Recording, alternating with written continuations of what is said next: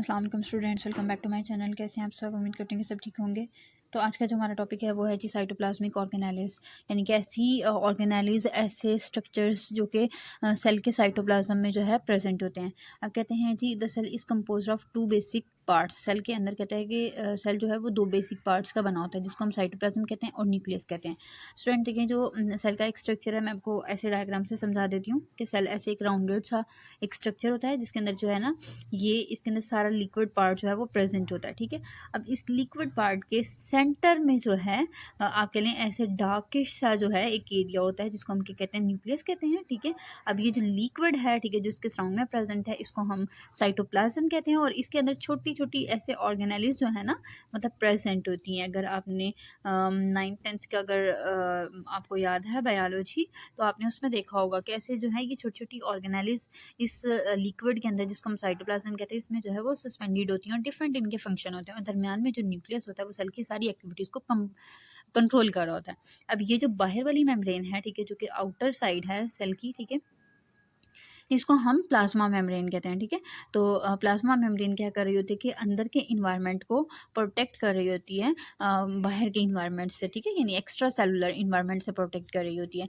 आगे कहता है कि the outermost component of the cell wall, जो सेल का जो आउटर मोस्ट कंपोनेंट होता है, जो कि सेपरेट कर रहा होता है cytoplasm from its extra cellular environment. ठीक है, जो कि साइटोप्लाज्म को सेपरेट कर रहा होता है सेल के बाहर वाले इन्वायरमेंट से, वो क्या कहलाती है हमारे पास? प्लाज्मा मेम्ब्रेन कहलाती है। ठीक है, जिसको हम प्लाज्मा लेमा भी कहते हैं। लेमा का मतलब होता है मेम्ब्रेन। ठीक है, उसके बाद कहते हैं कि द प्लाज्मा और the cell membrane function as a selective barrier. कहते हैं जो प्लाज्मा मेम्ब्रेन होती है, ठीक है, इसका फंक्शन क्या होता है कि ये सिलेक्टिव बैरियर के तौर पे काम करती है।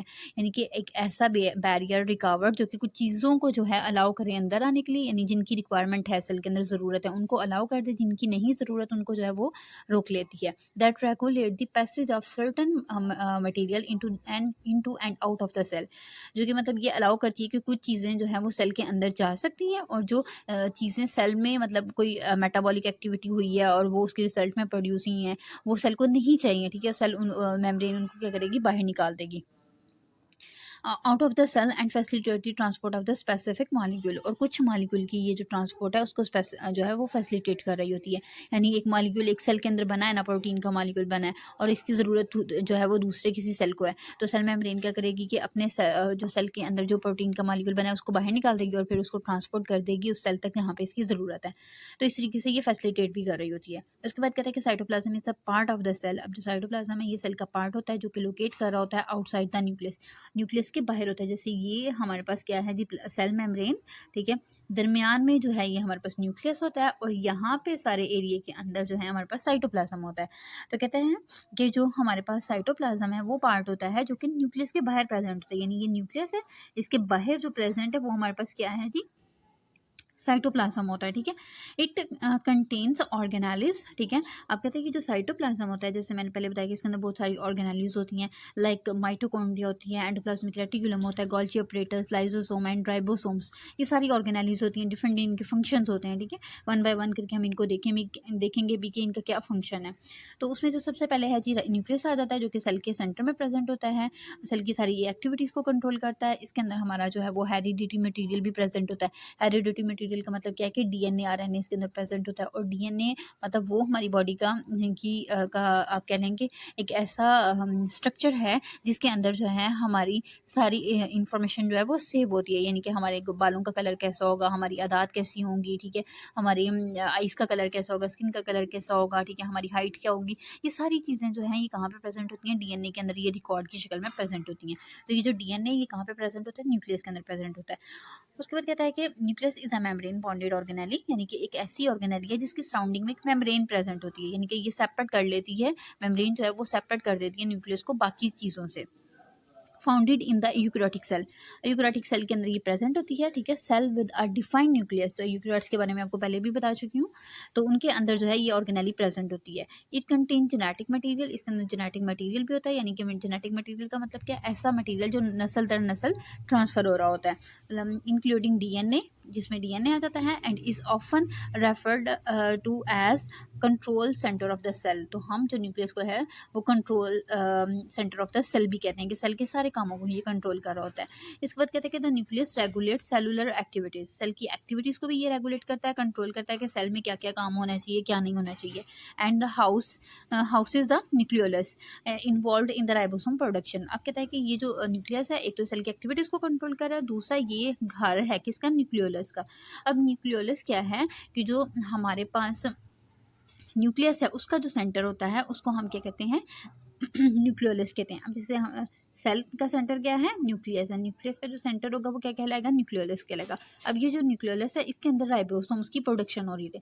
अब राइबोसोम क्यों मैटर करते हैं, क्योंकि ये प्रोटीन बनाने में रोल इनका होता है, और प्रोटीन हमारी बॉडी के अंदर बहुत सारी चीज़ें जो है वो बनाने में इनका रोल है, ठीक है। प्रोटीन एक इम्पॉर्टेंट जो है वो कंटेंट है हमारी बॉडी का, ठीक है। हमारे हमारे बालों में, हमारी स्किन में, हमारे नेल्स में, हमारे मसल्स के अंदर जो है वो आप कह लें कि प्रोटीन प्रेजेंट है। तो इस वजह से एक इंपॉर्टेंट चीज़ है राइबोसोम जो कि प्रोटीन बना रही होती है। खैर न्यूक्लियस के अंदर जो है ना ये सारे जो है चीज़ें जो है वो मौजूद होती हैं। अब डीएनए के न्यूक्लियस के अंदर ही एक चीज़ होती है जिसको हम डीएनए भी कहते हैं, ठीक है। डीएनए क्या है, डीऑक्सी न्यूक्लिक एसिड, ठीक है। अब कहता है कि डीएनए इज अ मॉलिक्यूल, एक ऐसा मॉलिक्यूल होता है जो कि कैरी कर रहा होता है जेनेटिक इन्फॉर्मेशन को, ठीक है, जेनेटिक इंस्ट्रक्शंस को। अब ये जेनेटिक इंस्ट्रक्शंस क्या होती हैं, for the development, functioning, growth and reproduction of all non living organism, के जितने भी लिविंग ऑर्गेनिज्म हैं उनके अंदर ये वाले जो सारे काम है, यानी डेवलपमेंट, यानी उस ऑर्गेनिज्म ने कैसे डेवलप करना है, उसकी बॉडी की फंक्शन क्या होंगे, ग्रोथ उसकी कितनी होनी चाहिए, ठीक है। इसके बाद क्या है जी, रिप्रोडक्शन, यानी कि एक जानदार से दूसरा जानदार जो है वो बनाने का जो प्रोसीजर होता है, ठीक है, बनने का जो प्रोसीजर होता है वो रिप्रोडक्शन कहलाता है। ये सारे के सारे किसकी वजह से हो रहे हैं, डीएनए की वजह से हो रहे हैं। आई कहता है कि डीएनए के स्ट्रक्चर के बारे में स्टूडेंट बता रहा है कि it consist of 2 long strands, ठीक है। डीएनए का अगर स्ट्रक्चर अगर आपको 9th-10th में भी याद है तो आपने देखा होगा कि ऐसे एक जिगजैग पैटर्न में जो है ये प्रेजेंट होता है इस तरीके से, ठीक है। एक हेलिकल स्ट्रक्चर होता है, खैर मेरे से सही नहीं बना लेकिन है ये इस तरह से एक हेलिकल स्ट्रक्चर जो है प्रेजेंट होता है। अब कहते हैं कि इसकी 2 स्ट्रैंड्स होती हैं, एक ये वाली होती है और एक ये वाली होती है, डबल ये हेलिक्स होता है, ठीक है, जो कि एक दूसरे के इर्द गिर्द क्या होती हैं, क्वाइल हुई होती हैं, ठीक है, क्वाइल्ड हैं एक दूसरे के इर्द गिर्द लिपटी हुई होती हैं। कंपोज्ड ऑफ न्यूक्लियोटाइड, अब ये किसका बना होता है, न्यूक्लियोटाइड का बना होता है, ठीक है। अब ये न्यूक्लियोटाइड है, इसमें कौन कौन से न्यूक्लियोटाइड आ जाते हैं, एडेनिन आ जाते हैं, ठीक है, थायमीन आ जाता है, साइटोसिन आ जाता है और गवानिन बेसिस आ जाती हैं, ठीक है। ये यानी कि 3 जो न्यूक्लियोटाइड हैं न्यूक्लियोटाइड क्या है कि एक बेसिक यूनिट है जो कि क्या बना रहा होता है, डीएनए बना रहा होता है, ठीक है। अब ये जो न्यूक्लियोटाइड हैं ये कौन कौन से होते हैं, एडेनिन होती हैं, थायमीन होती है, साइटोसिन, गवानिन बेसिस होती हैं, ठीक है। ये मिलके तो 2 स्ट्रैंड्स बनाती हैं, ठीक है। इन स्ट्रैंड्स को कलेक्टिवली हम क्या कहते हैं, डीएनए कहते हैं। DNA is organised into structures called the genes. अब डीएनए के अंदर जो ये स्ट्रक्चर्स होते हैं ना, जब थायमीन, एडेनिन, साइटोसिन वगैरह ये सारी कंबाइन होती हैं, ठीक है, तो ये जीन्स की शक्ल में प्रेजेंट होती हैं, ठीक है, विच इनकोड द स्पेसिफिक प्रोटीन्स। अब इनके अंदर इंफॉर्मेशन होती है कुछ प्रोटीन्स बनाने की, ठीक है। इसके अलावा बाकी भी जितनी हमारी इंफॉर्मेशन है, ठीक है, जैसे मैंने आपको जो पहले बताई वो इंफॉर्मेशन इन जीन्स की शक्ल में प्रेजेंट होती हैं, ठीक है। सेल का न्यूक्लियस होता है, सेल होता है, सेल के अंदर साइटोप्लाज्म होता है, साइटोप्लाज्म के सेंटर में न्यूक्लियस होता है, न्यूक्लियस के सेंटर में न्यूक्लियोलस होता है और न्यूक्लियोलस के अंदर राइबोसोम्स होते हैं, ठीक है। इसके अलावा डीएनए होता है। अब ये जो डीएनए होता है, ठीक है, डीएनए बना होता है किसका, न्यूक्लियोटाइड्स का। न्यूक्लियोटाइड में कौन कौन सी चीज़ें आ जाती हैं हमारे पास, एडेनिन, थायमीन, साइटोसिन एंड गवानिन। अब ये जो गवानिन है जब ये कंबाइन होंगी तो ये किस तरह से कंबाइन होंगी, जीन्स की शक्ल में जो है वो डीएनए के ऊपर प्रेजेंट होंगी, जिसके अंदर जो है एक खास किस्म की इंफॉर्मेशन सेव होती है। नेक्स्ट ऑर्गेनेली जो है वो है हमारे पास आरएनए आ जाता है जिसको राइबोन्यूक्लिक एसिड भी कहते हैं, ठीक है। अब कहते हैं कि ये भी एक एन अदर टाइप होती है न्यूक्लिक एसिड की, ठीक है। और इसका भी जो काम होता है वो क्या होता है कि ये प्रोटीन की सिंथेसिस में इसका रोल होता है, ठीक है, प्रोटीन बनाने में इसका रोल होता है। एंड वेरियस सेलुलर फंक्शन, और सेल के और भी बहुत सारे काम होते हैं जो किसने परफॉर्म करने होते हैं। Like DNA, RNA is usually unlike DNA, RNA is usually single stranded. जैसे मैंने आपको पहले बताया कि स्टूडेंट जो डीएनए होता है वो डबल स्ट्रैंडेड होता है, यानी उसके 2 जो है वो चेन्स होती हैं, ठीक है, जो एक दूसरे के इर्द गिर्द क्वाइल हुई होती हैं। लेकिन ये जो आरएनए होती है ये क्या होता है, सिंगल स्ट्रैंडेड होता है, ठीक है। डिफरेंस इनमें आ जाता होता है डीएनए और आरएनए के अंदर, तो ये याद रखिएगा। और इसके अंदर जो एक इंपॉर्टेंट चीज़ है वो क्या होती है, यूरेसिल होती है इंस्टेड ऑफ थायमीन। जैसे आपने डीएनए के स्ट्रक्चर में देखा कि उसमें थायमीन प्रेजेंट होती है न्यूक्लियोटाइड, लेकिन इसके अंदर थायमीन की जगह क्या प्रेजेंट होगी, यूरेसिल होगी, जो कि इसको डिफ्रेंशिएट करेगी डीएनए से। अब ये स्टूडेंट एक और बात याद रखिएगा कि जो डीएनए की आरएनए की प्रोडक्शन होती है ये डीएनए के साथ होती है, यानी डीएनए जो है इसके साथ ही एक स्ट्रैंड बनना शुरू हो जाती है इसके साथ ही, ठीक है, इसकी स्ट्रैंड्स के साथ ही एक स्ट्रैंड बनती है। लेकिन उसके ऊपर जो सीक्वेंस होती है एडेनिन जो बेसिस हैं, न्यूक्लियोटाइड्स की जो बेसिस हैं, ठीक है, उनके ऊपर जो सीक्वेंस है एडेनिन थायमिन जो आपने अभी पढ़ी है, ठीक है, इनकी सीक्वेंस इससे क्या होंगी, आरएनए के ऊपर थोड़ी डिफरेंट होंगी, ठीक है। थायमिन की जगह पे क्या आएगा, वहाँ पे यूरेसिल आएगा। अब कहते हैं कि there are different type of the RNA. अब आरएनए भी आगे डिफरेंट तरह के होते हैं। एक हमारे पास मैसेंजर आरएनए होता है, एक ट्रांसफर आरएनए होता है, और एक हमारे पास राइबोसोमल आरएनए होता है। सबके फंक्शन जो है वो डिफरेंट तरह के होते हैं। राइबोसोम मैसेंजर आरएनए का काम होता है कि ये मैसेज को एक जगह से दूसरी जगह लेके जाता है। ट्रांसफर आरएनए का काम क्या होता है कि ये चीज़ों को एक जगह से दूसरी जगह ट्रांसफर कर रहा होता है। और राइबोसोमल आरएनए होता है जो कि प्रोटीन बनाने में इसका रोल होता है, ठीक है। उसके बाद आ जाता है हमारे पास क्रोमोसोम्स आ जाते हैं। अब कहते हैं कि chromosome are the structure composed of the DNA and protein found in the cell of the nucleus. जब हमारे पास कहता है कि जब डीएनए और प्रोटीन्स आपस में कंबाइन होती हैं तो वो क्या बना देती हैं, क्रोमोसोम्स बना देती हैं। अब क्रोमोसोम्स भी बेसिकली क्या है, हमारे पास इसके अंदर जीन्स प्रेजेंट होती हैं जो कि हेरिडिटरी इन्फॉर्मेशन को कैरी आउट कर रही होती हैं। क्रोमोसोम्स भी कहाँ पे मौजूद होते हैं स्टूडेंट, डीएनए के अंदर होते हैं, ठीक है। डीएनए और प्रोटीन मिलकर क्रोमोसोम्स बनाते हैं। क्रोमोसोम्स में जो है वो जीन्स होती हैं, ठीक है। अब ये जीन्स के अंदर सारी इन्फॉर्मेशन जो है वो सेव होती है। Human typically have 23 pair of the chromosome. Humans के अंदर जो है वो कितने क्रोमोसोम होते हैं, 23 पेयर होते हैं, यानी टोटल 46 होते हैं, with one set inherited from each parent. और इसमें से जो है एक सेट जो है, एक जब नया इंडिविजुअल बनता है तो वो एक सेट अपने एक पेरेंट से लेता है और एक सेट जो है वो दूसरे पेरेंट से लेता है। यानी 23 जो क्रोमोसोम है वो मदर से आएंगे और 23 जो है वो फादर से आएंगे। तो इस तरीके से 46 जो है वो टोटल क्रोमोसोम होते हैं। नेक्स्ट हमारे पास आ जाता है जी माइटोकॉन्ड्रिया। माइटोकॉन्ड्रिया भी एक इंपॉर्टेंट ऑर्गेनेली है, ठीक है। इसके इर्द गिर्द स्टूडेंट ये जो है ना डबल मेम्ब्रेन प्रेजेंट होती है, ठीक है। क्या है ये, डबल मेम्ब्रेन ऑर्गेनेली होती है, found in the cell of most of the living organism including the human. बहुत सारे लिविंग ऑर्गेनिजम्स के जो है ना ये सेल के अंदर प्रेजेंट होती है। इंसानों में भी मौजूद होता है ये माइटोकॉन्ड्रिया, ठीक है। इसका जो एक इंपॉर्टेंट जो है वो जो है वो शॉर्ट एमसीक्यूज या शॉर्ट क्वेश्चन के पॉइंट ऑफ व्यू से अगर हम देखते हैं तो ये पावर हाउस ऑफ सेल जो है ये याद रखिएगा कि इसको बोला जाता है माइटोकॉन्ड्रिया को, ठीक है। इसको पावर हाउस ऑफ सेल वो भी क्यों बोला जाता है, क्योंकि ये एनर्जी की प्रोडक्शन में इसका रोल होता है। एनर्जी जो ये बनाती है किस शक्ल में बना रही होती है, एटीपी की शक्ल में, याद रखिएगा, ठीक है। अब एटीपी क्या है, एडिनोसिन ट्राइफॉस्फेट, ठीक है। ये एनर्जी का एक मॉलिक्यूल होता है और माइटोकॉन्ड्रिया इसको जनरेट करता है और फिर जहाँ पे रिक्वायरमेंट होती है वहाँ पे इसको ट्रांसपोर्ट कर दिया जाता है। तो फिर आगे इसकी ब्रेक डाउन करके इसको एनर्जी में कन्वर्ट कर दिया जाता है। तो इस वजह से इसको हम माइटोकॉन्ड्रिया को पावर हाउस ऑफ सेल भी कहते हैं। ये शॉर्ट क्वेश्चन के लिहाज से इसको याद रखिएगा। A molecule that provide energy for the various cellular activities. और ये एक ऐसा मॉलिक्यूल है जो कि एनर्जी प्रोवाइड कर रहा होता है सेल की एक्टिविटीज के लिए। उसके बाद आ जाता है जी एंडोप्लाज्मिक रेटिकुलम। अब एंडोप्लाज्मिक रेटिकुलम क्या है कि ये भी हमारे पास एक सेलुलर ऑर्गेनेल है, यानी सेल के अंदर प्रेजेंट होती है। अब इसका काम क्या होता है कि ये इन्वॉल्व होती है in synthesis, folding and modification.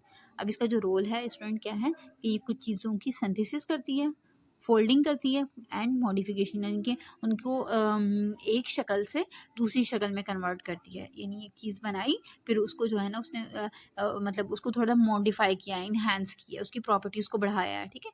और उसके बाद ट्रांसपोर्ट कर देती है प्रोटीन को और लिपिड्स को, ठीक है। लिपिड और प्रोटीन को एक जगह से दूसरी जगह इसकी ट्रांसफॉर्मेशन होती है। राइबोसोम्स जब बनाते हैं ना स्टूडेंट, प्रोटीन्स बनाते हैं, ठीक है। तो राइबोसोम्स जो है वो भेज देते हैं एंडोप्लाज्मिक रेटिकुलम को। एंडोप्लाज्मिक रेटिकुलम क्या करता है कि उनको मॉडिफाई करता है, उनकी पैकिंग करता है, फोल्डिंग करता है, ठीक है। और उसके बाद उसको ट्रांसपोर्ट कर दिया जाता है जहाँ पे ज़रूरत होती है।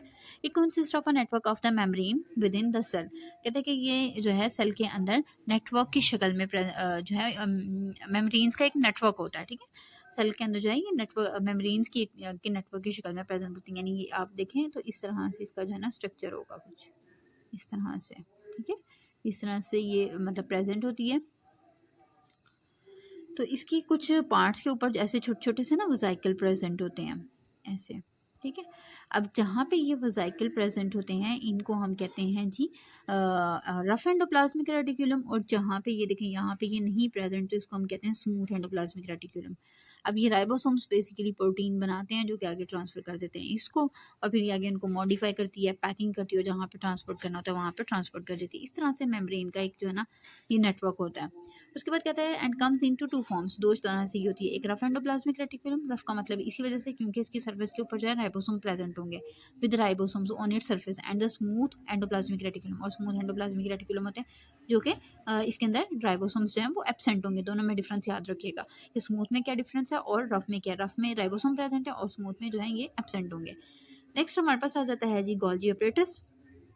गोल्जी ऑपरेटर्स कहता है कि इसको हम गोल्जी कम्प्लेक्स भी कहते हैं। ये भी सेलुलर ऑर्गेनेली है। सेलुलर ऑर्गेनेली है responsible for processing, packaging and distributing molecules within or outside the cell. तो इसका भी जो फंक्शन है थोड़ा रिजेंबल कर रहा होता है स्मूथ एंडोप्लाज्मिक रेटिकुलम से।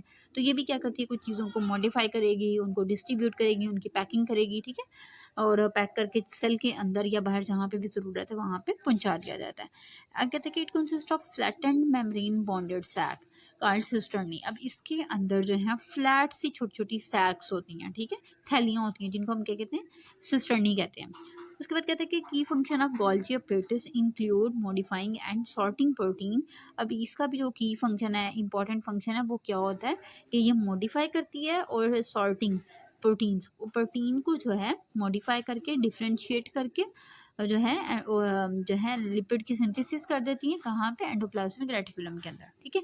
यानी कि जो इसने ये फंक्शन जो प्रोटीन्स को और लिपिड की जो सिंथेसिस किया है, ठीक है, एंडोप्लाज्मिक रेटिकुलम ने जो बनाया है, ठीक है, उसको ये ट्रांसपोर्ट एंडोप्लाज्मिक रेटिकुलम है वो गोल्जी apparatus के पास भेजेगा, वो इसको मजीद मॉडिफाई करेगा और इसको सॉर्ट आउट करेगा, ठीक है, डिफ्रेंशिएट करेगा एक प्रोटीन को दूसरी प्रोटीन से। यानी कि एंडोप्लाज्मिक रेटिकुलम से जाएगी कहाँ पे, गोल्जी apparatus के पास। उसके बाद कहते हैं कि during the protein processing, protein की जब प्रोसेसिंग हो रही होती है, Golgi apparatus add molecular tags such as the carbohydrate. अब ये देखें यहाँ पे ये कह रहा है कि कैसे उसने सॉर्ट करना है, कैसे उसको मॉडिफाई करना है कि जो प्रोटीन बन के आई है ना उसके ऊपर उसने क्या कर देना जी, मॉलिकुलर टैग लगा देना है। जैसे हमारे पास देखते हैं कि कपड़ों के ऊपर टैग लगे होते हैं, ठीक है, जिसमें उनकी डिटेल वगैरह होती है। इसी तरीके से ये उस मॉलिक्यूल के ऊपर टैग लगा देती है, ठीक है, जैसे कि कार्बोहाइड्रेट्स उनके साथ चिपका देगी, जिसको जब कार्बोहाइड्रेट प्रोटीन के साथ जब जो है वो अटैच होता है तो ये जो प्रोसेस होता है इसको हम क्या कहते हैं, ग्लाइकोसाइलेशन कहते हैं। And further refines the structure of this molecule, और इनके मॉलिक्यूल के जो स्ट्रक्चर है इनको रिफाइन करेगी, मजीद क्लियर करेगी। आफ्टर मॉडिफिकेशन, जब मॉडिफिकेशन हो जाएगी, the Golgi sort and packages them into the vesicle. अब उसने क्या करना है, इनको पैक करना। मॉडिफिकेशन होगी यानी इनके ऊपर जो उसने जो टैगिंग करनी थी वो टैगिंग कर दी, अब उसने उसको पैक करना है। पैक करना है किस तरह से, एक वेसिकल की शक्ल में, गोल से दायरे की जर्रे की शक्ल में करना है, और फिर उसको ट्रांसपोर्ट कर देना फॉर द फाइनल डेस्टिनेशन, और जहाँ पे रिक्वायरमेंट है वहाँ पे उसने भेज देना है, which could be other cellular organelle, जो कि कोई दूसरी ऑर्गेनली भी हो सकती है, या सेल मेम्ब्रेन हो सकती है फॉर सिक्रीशन, यानी सेल मेम्ब्रेन से बाहर भेजने के लिए। यानी जहाँ पे रिक्वायरमेंट है वहाँ पे इसने जो है उस प्रोटीन को मॉडिफाई करके करना है। यानी एंडोप्लाज्मिक रेटिकुलम ने जो सिंथेसिस की प्रोटीन की, लिपिड की, उनको जो उसने मॉडिफाई वगैरह करना था वो किया। फिर उसके बाद गोल्जी apparatus के पास आई, गोल्जी apparatus ने मजीद इसके ऊपर काम किया, इसके ऊपर टैगिंग की, पैक किया वेसिकल की शक्ल में, और उसको ट्रांसपोर्ट कर दिया फाइनल डेस्टिनेशन के लिए, ठीक है। नेक्स्ट हमारे पास आ जाता है जी लाइसोसोम, ऑन लास्ट वाली ऑर्गेनेली है, इसको देख लेते हैं।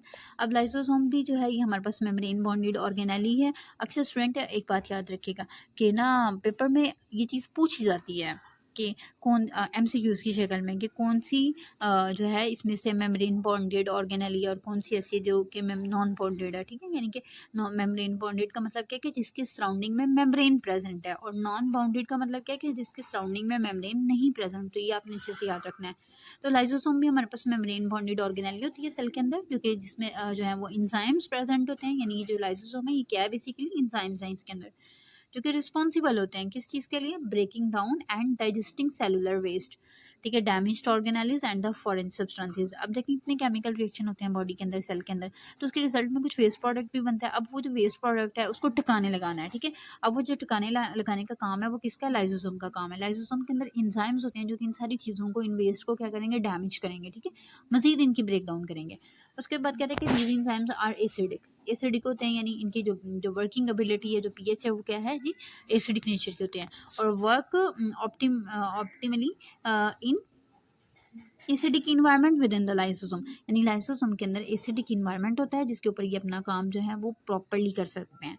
एडिशनली इसके अलावा कहते हैं कि लाइसोसोम इन्वॉल्व होते हैं in the degradation of the cellular organelles through a process called autophagy, ठीक है। कहता है इसके अलावा जैसे हमने देखा कि ये एंजाइम्स काम करते हैं, ठीक है, इनको डैमेज करते हैं, लेकिन इस एक और तरीका होता है उन ऑर्गेनाइज को, उन फालतू चीज़ों को ख़त्म करने का, जिसको हम कहते हैं ऑटोफेगी। ऑटोफेगी क्या होता है कि which were damaged or obsolete organelles are engulfed and digested, यानी कि उसमें क्या करेगा कि ये जो लाइसोसोम है ये क्या करेगा, उस रफ प्रोडक्ट को, रफ चीज़ को, ऑर्गेनाली को, या जो भी वेस्ट है उसको खा लेगा, इनगल्फ कर लेगा, निगल लेगा और उसको डाइजेस्ट कर जाता है, ठीक है, यानी अपने अंदर लेके जाके उसको खा जाता है ये। तो खैर ये थी आज की कुछ ऑर्गेनाइज। उम्मीद करती हूँ कि आपको समझ लगी होगी, आप इनको अच्छे से याद कीजिएगा। जो है ये डिफरेंस के हिसाब से थोड़ा सा इम्पोर्टेंट क्वेश्चन है, शॉर्ट क्वेश्चंस भी बनते हैं इसमें से, वो मैंने आपको बताए हैं। तो आपने जो है ना इस टॉपिक को अच्छे से याद करना है, ठीक है जी। अपनी दुआओं में याद रखिएगा। अल्लाह हाफ़िज़।